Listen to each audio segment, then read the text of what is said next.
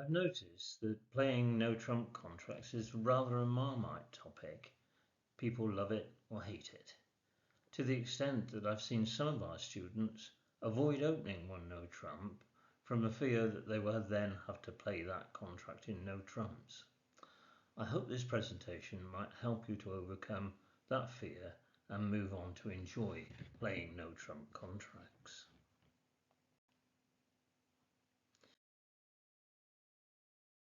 In order to do this, you may well have to avoid some classic errors, the major of which is to taking all of your winners and then hoping that things are going to come right. This rarely happens. So what we'll do is look at an example where we do it incorrectly and then move on to one where we do it properly. Here's our hands.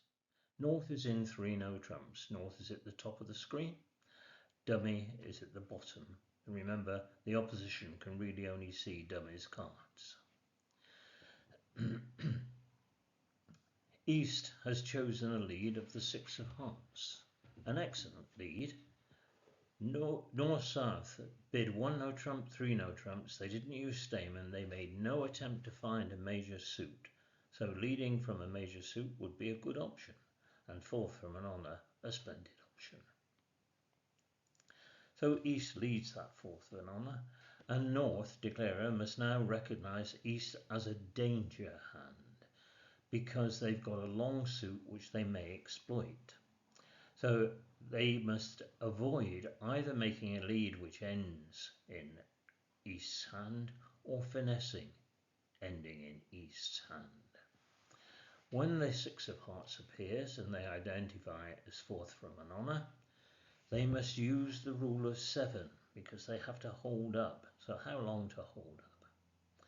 The rule of 7 says you add your cards in that suit together. So there are 2 in declarer's hand, a 10 and 9, and there are 3 in dummy, king, jack, etc.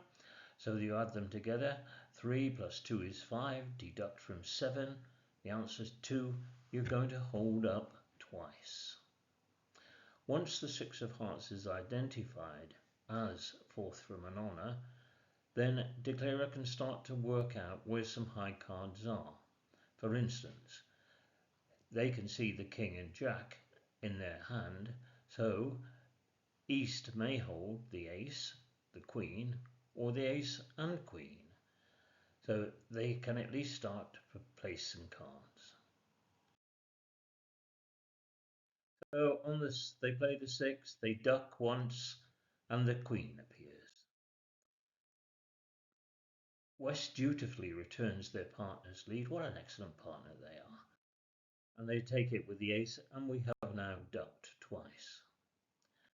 Now East will play towards declarer's king, as this sets up the 2 small hearts for the future. This is the time to take, and it involves throwing a loser from declarer's hand. I've noticed that people tend to throw their lowest card. Well, it's not necessarily the thing to do. In this case, you need to protect long suits, and both diamonds and clubs are our long suits, so we will protect them by discarding from a spade suit. Now we will start by playing it wrongly, and we're going to play all of our winners. So we take the ace of spades. We lead the 4 of diamonds across the ace in north. We then cash our ace and king of clubs in the forlorn hope that the queen will fall. We're now stuck. So we play the 2 towards the queen 10, hoping for a miracle. It doesn't materialize. The king is taken. West can now deduce that as North played at the ace of spades and then switched from the spade suit, they probably don't have the king. So they play a spade in order to put themselves into East's hand, and East can play their winning club and 2 winning hearts. And finally, a diamond, which North takes. So poor North goes 3 off. Could they have avoided that? Well, taking all of your winners clearly doesn't work. So could we have avoided it? Yes, there's a way of knowing beforehand. All you've got to do is count your top winners and then develop a strategy. So here are the two hands, north-south, north being declarer, south being dummy. Counting top winners. Top winners are those that you don't have to do anything to set up. So it could be an ace on its own, it could be an ace with a king, it could be ace, king, queen, and those would be top winners. So when we look at this spade hand, they've only got one top winner, the ace, and they don't have any in hearts. I know that we're going to make something in hearts, but in terms of top winners, nothing.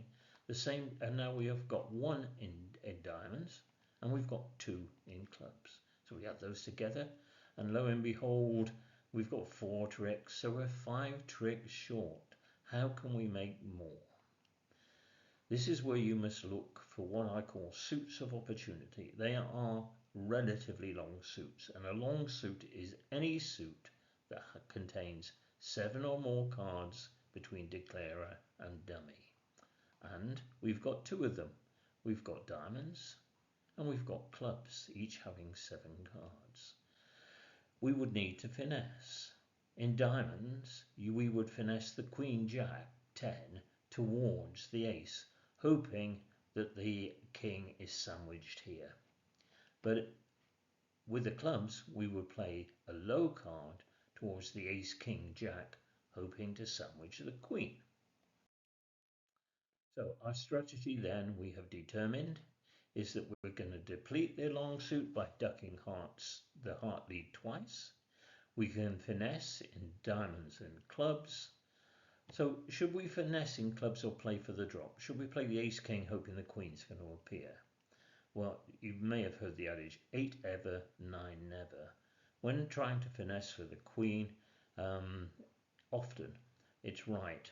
With 8 cards, you holding 8 cards, opposition holding 5, to always play for the finesse every time.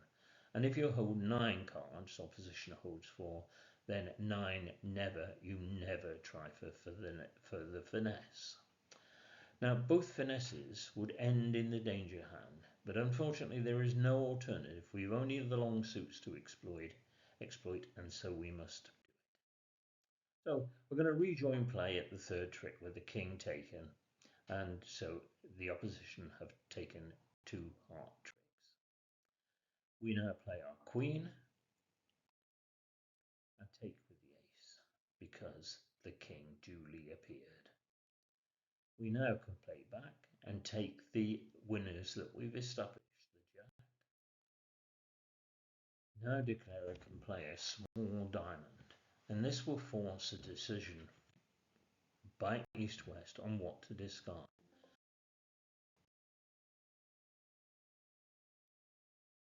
The final small diamond is led. It forces east-west into a decision. They have to discard. So what should they discard? They'll probably follow the adage that to protect a 4-card suit. So they will protect the jack, 10, 9, 5 of spades and discard a club. Equally, then east would keep length with dummy. When in the absence of any other information, keep the length, clubs, 2 cards, the same as dummy, 2 cards. Now, do you remember 8 ever, 9 never? It was really based on the fact that if the opposition hold 5 cards, you would try and finesse, and if they held 4 cards, you wouldn't. So we previously decided we would finesse, but they have each discarded a club.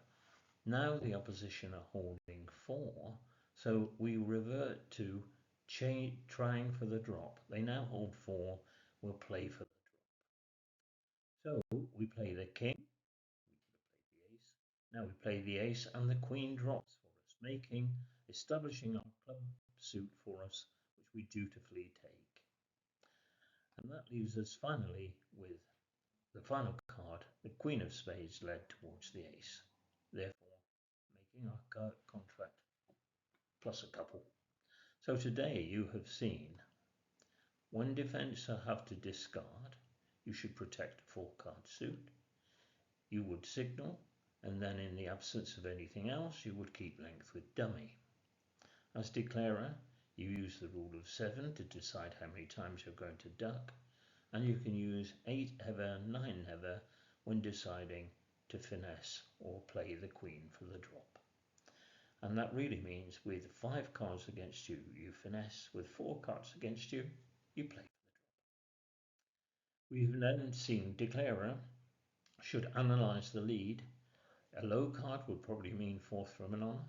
An honour would mean top of 3 cards, and a middle maybe mud or even a doubleton. You can then make deductions about where cards lie, and you spot the danger hand.